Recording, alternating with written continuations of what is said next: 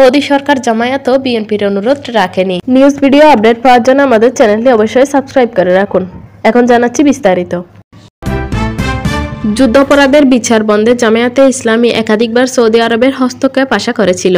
বিএনপির চেয়ারপারসন বেগম খালেদা জিয়া রাজনৈতিক সংকট মেটাতে সৌদি সরকারের মধ্যস্থ চেয়েছিলেন, কিন্তু সৌদি আরব তাতে কোনো সাড়া দেয়নি। উইকিলিক্সের সদ্য প্রকাশিত সৌদি কূটনৈতিক বার্তার মধ্যে বাংলাদেশ বিষয়ে কয়েকটির ভাষান্তর করে সৌদি আরবের এই তথ্য পাওয়া গেছে যে মরহুম বাদশাহ আবদুল্লাহ 2011 এর 15 নভেম্বর 61,646 নম্বর ফরমান দিয়ে বাংলাদেশের অভ্যন্তরীণ রাজনীতিতে হস্তক্ষেপ না করার সিদ্ধান্ত নিয়েছিলেন। এমনকি শেখ হাসিনা ওয়াজিদ সরকারের সঙ্গে সম্পর্কে টানাপোড়েনের আশঙ্কায় সৌদি রাজকীয় করেছে। আরাফাত রহমানের চিকিৎসার ব্যাপারে খালেদা জিয়ার অনুরোধেও সাড়া দেয়নি সৌদি আরব। আল বুসাইরি আরাফাতের চিকিৎসায় খালেদা জিয়ার অনুরোধ রক্ষায় বর্তমান সরকারের সংবেদনশীলতা বিবেচনায় তার সরকারের কাছে নেতিবাচক মতামত ব্যক্ত করেছিলেন।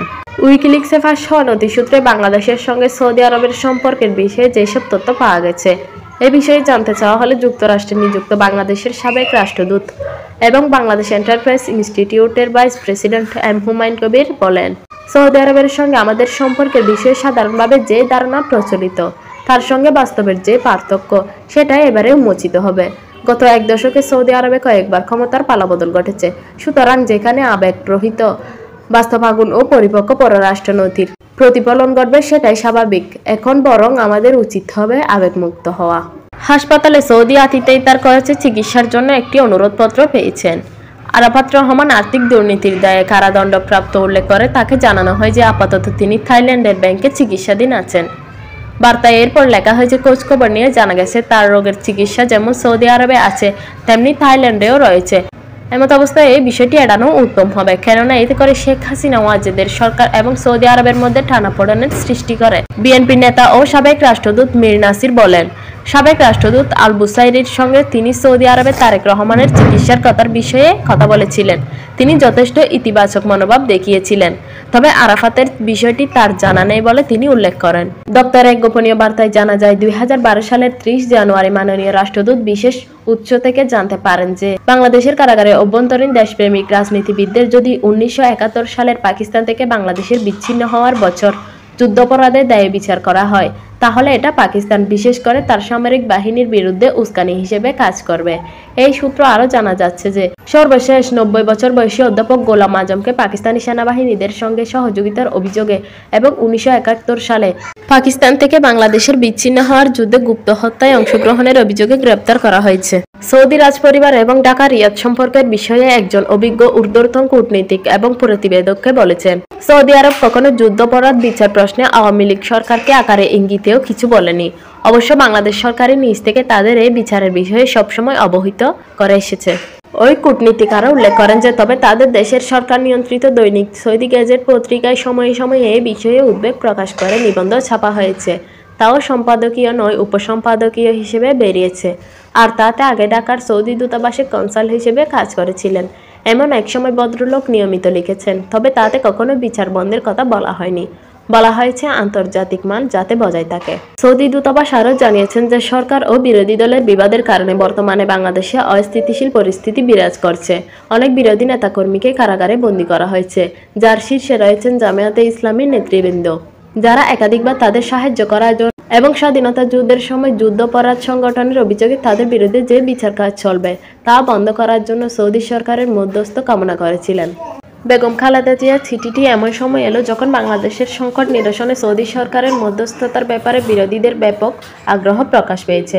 উল্লেখ্য, 2008 সাল থেকে 2014 সালের নভেম্বর পর্যন্ত প্রায় 6.5 বছর ডক্টর বুসাইরি সৌদি রাষ্ট্রদূত ছিলেন। উইকিলিক্সে প্রাপ্ত তার বার্তাগুলো তার সময়ে ঢাকা থেকে প্রেরিত হয়েছে। সৌদি আরবের পররাষ্ট্র মন্ত্রণালয়ের সবুজ পাঠে বাদশার কাছে পররাষ্ট্রমন্ত্রীর লেখা 2012 সালের মে-জুন মাসের ওই বার্তার স্মারক নম্বর 72 নথি নং 41 তারিখ 1433 সনের রজব মাস 61,646 নম্বর বাদশাহী ফরমানের কথা উল্লেখ করা হয়, যাতে বাংলাদেশের অভ্যন্তরীণ বিষয়ে হস্তক্ষেপ না করার কথা উল্লেখ করা হয়েছে। ওই বার্তায় বাদশাহ আবদুল্লাহকে বলা হয়, আপনাকে আরও জানাচ্ছি যে ঢাকাস্থ সৌদি রাষ্ট্রদূত বাংলাদেশের সাবেক প্রধানমন্ত্রী, বিএনপির নেত্রী ও বিরোধী দলীয় নেত্রী বেগম খালেদা জিয়ার পক্ষ থেকে আপনার উদ্দেশ্যে প্রেরিত একটি পত্র পেয়েছেন, যেখানে সৌদি আরবে আপনার ক্ষমতা আরোহণের 7ম বছর পূর্তিতে আপনাকে অভিনন্দন জানানো হয়েছে। এবং বাংলাদেশের বর্তমান রাজনৈতিক সংকট নিরসনে রাজনৈতিক দলগুলোর মাঝে সংলাপ আয়োজনে মধ্যস্থতা করার জন্য তিনি আপনাকে অনুরোধ করেছেন। আরেকজন সাবেক রাষ্ট্রদূত মাহবুব আলম বলেন, অভ্যন্তরীণ বিষয়ে হস্তক্ষেপ না করতে অনারব দেশগুলোতে সৌদিরা সাধারণভাবে যে নীতি অনুসরণ করে সেটাই বাংলাদেশের ক্ষেত্রে দেখা গেল। ঢাকার সৌদি দূতাবাসের প্রেরিত বার্তার বরাত দিয়ে সৌদি পররাষ্ট্র মন্ত্রণালয় 2012 সালের মে-জুন মাসের দিকে তৎকালীন সৌদি বাদশাহ আবদুল্লাহকে মূলত রাজনৈতিক সংকটে মধ্যস্থতা করার অনুরোধ জানিয়ে খালেদা জিয়ার দেওয়া একটি চিঠির বিষয়ে তার মনোযোগ আকর্ষণ করেছিলেন। কিন্তু এটা লক্ষণীয় যে এই প্রসঙ্গে সৌদি পররাষ্ট্র মন্ত্রণালয় বাদশাহকে অবহিত করতে গিয়ে খালেদা জিয়ার আগে জামায়াতের তরফে যুদ্ধাপরাধের বিচার বন্ধে যে অনুরোধ জানানো হয়েছিল তাও নতুন করে বাদশাহকে স্মরণ করিয়ে দেয়। আর উভয় প্রসঙ্গে হস্তক্ষেপ না করার বিষয়ে সৌদি বাদশাহ যে 1 বছর আগে একটি বাদশাহী ফরমান জারি করেছিলেন তাও ওই পত্রটিতে উল্লেখ করা হয়। উইকিলিক্স প্রকাশিত সৌদি তার বার্তার সত্যতা নিয়েও তিনি সন্দেহ ব্যক্ত করেন। যোগাযোগ করা হলে বাংলাদেশ জামায়াতে ইসলামীর একটি দায়িত্বশীল সূত্র বিষয়টি না জেনে কোনো মন্তব্য করা সমীচীন নয় বলে জানিয়েছেন। তবে এসব বিষয়ে জানতে চাওয়া হলে সৌদি আরবে নিযুক্ত বাংলাদেশের বর্তমান রাষ্ট্রদূত গোলাম মসি বলেন, সৌদি আরবের মনোভাব সম্পর্কে তারা সেটা জানতেন, সেটাই বাদশার ওই সিদ্ধান্তে প্রতিফলিত হয়ে প্রতীয়মান হয়। যুদ্ধাপরাধের বিচার বা অভ্যন্তরীণ রাজনীতির বিষয়ে সৌদি আরবের তরফ থেকে সরকারকে কখনো কিছু বলা হয়নি বলেও তিনি নিশ্চিত করেন। তার কথায় আওয়ামী লীগ সরকারের সঙ্গে সৌদি সরকারের বিদ্যমান সম্পর্ক চমৎকার এবং তা উত্তরোত্তর বৃদ্ধি পেয়েছে। সম্প্রতি ইয়েমেন সংকটে পাকিস্তান সৌদি আরবের পাশে দাঁড়াতে পারেনি, আমরা তাদের অনুরোধে সাড়া দিয়েছি। শেখ হাসিনার দূরদর্শী নেতৃত্ব ও দুদেশের দ্বিপাক্ষিক সম্পর্ককে সৌদি সরকার অন্তত গুরুত্ব দেয় বলে জানিয়েছেন সৌদি আরবের বাণিজ্যমন্ত্রী ডক্টর মাজিদ বিন আবদুল্লাহ আল কাসাবি। তিনি আজ সৌদি আরবে সফররত প্রধানমন্ত্রীর বেসরকারি শিল্প ও বিনিয়োগ বিষয়ক উপদেষ্টা সালমান এফ রহমান ও উচ্চ পর্যায়ের সরকারি কর্মকর্তাদের সাথে এক ভার্চুয়াল আলোচনায় এই কথা বলেন। এই সময় প্রধানমন্ত্রীর উপদেষ্টা সালমান এফ রহমান ও সৌদি বাদশাহ ও যুবরাজের প্রতি প্রধানমন্ত্রী শেখ হাসিনার শুভেচ্ছা বার্তা পৌঁছে দেন। তিনি বাংলাদেশের রূপকল্প 2041 ও সৌদি রূপকল্প 2030 বাস্তবায়নে আগামী দিনে সৌদি আরব ও বাংলাদেশের ব্যবসা বাণিজ্য বৃদ্ধি এবং বাংলাদেশের বিভিন্ন লাভজনক খাতে সৌদি বিনিয়োগের উপর জোর দেন। চেয়ারম্যান শেখ ইউসুফ হারুন ও বাংলাদেশের সরকারি বেসরকারি অংশীদারিত্ব কর্তৃপক্ষের প্রধান নির্বাহী কর্মকর্তা সুলতানা আফরোজ সহ অন্যান্য কর্মকর্তাগণ উপস্থিত ছিলেন। উল্লেখ্য, প্রধানমন্ত্রীর বেসরকারি শিল্প ও বিনিয়োগ বিষয়ক উপদেষ্টা সালমান এফ রহমান উচ্চ পর্যায়ের সরকারি কর্মকর্তা ও একটি ব্যবসায়ী দল নিয়ে আজ 5 দিনের এক সরকারি সফরে সৌদি আরবে পৌঁছেছেন। তার সফরকালে তিনি দুদেশের ব্যবসা বাণিজ্য ও বিনিয়োগ বৃদ্ধির বিষয়ে কয়েকজন মন্ত্রী সহ বিভিন্ন উচ্চ পর্যায়ের সরকারি বেসরকারি সভায় অংশ নেবেন।